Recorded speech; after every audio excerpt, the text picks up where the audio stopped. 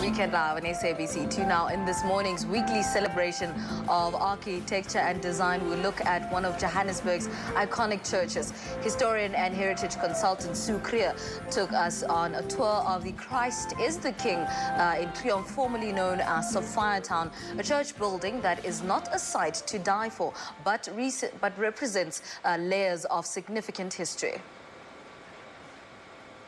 We're standing here in a very famous area of Joburg called Sophiatown, in front of the Church of Christ the King in Ray Street. Now, this building is very beloved to me, not so much because it has aesthetic value, it's a pretty ordinary church, but really what it represents and how it sits on the landscape of a really amazing place.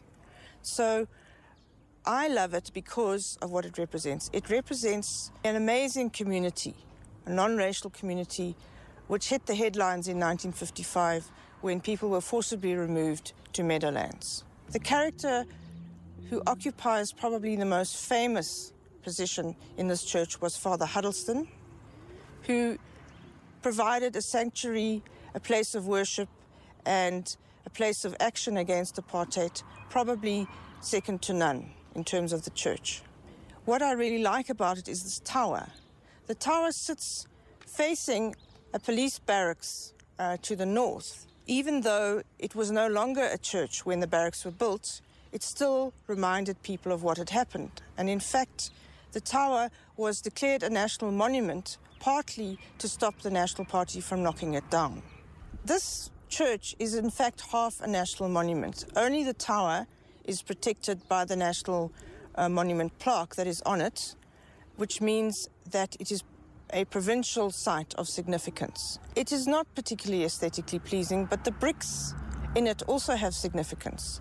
They are very typical of Anglican buildings, churches, schools, which were built in the 1930s to train priests and to provide schooling for a very small number of privileged black people who were able to escape from Bantu education and other such evils.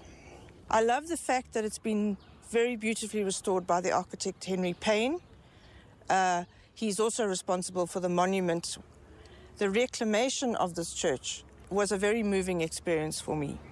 Behind me, we see a monument to Father Huddleston with a beautiful mosaic which was done by young people involved in an art project associated with the church. It commemorates Father Huddleston, and in particular, it commemorates the fact that his ashes were scattered here when he died in 1997. The fact that his ashes are scattered here is very interesting because he left South Africa in 1955 after the forced removals, but said always that he would like his ashes scattered in Sophiatown.